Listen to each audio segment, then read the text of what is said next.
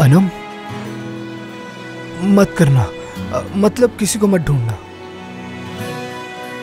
वो इंसान मैं हूं। ओ मेरे खुदा, मुझे यकीन नहीं आ रहा कि मैंने कह दिया। ये क्या कर दिया मैंने? रुक जाओ, तुम्हें कुछ भी कहने की जरूरत नहीं है, मैं समझ गया हूं। मैंने इतने दिन से इसलिए नहीं कहा क्योंकि तुम फरज से मोहब्बत करती थी। अब जब तुमने कहा कि प्यार उससे करूंगी जो मुझसे करे, तो मैंने हिम्मत करके कह दिया। तुम्हें कुछ भी कहने की जरूरत नहीं है इस बारे में, ना ही मुझे तुमसे कोई जवाब चाहिए। मैंने हमेशा इस बात को अपने दिल में रखा है। आज मैंने मौके की निस्बत से कह दिया। तुम चाहो तो इस बात का जवाब मत दो, लेकिन मुझसे नाराज मत होना। बिल्कुल नहीं। यानी अच्छा हुआ कि तुमने बताया मुझे।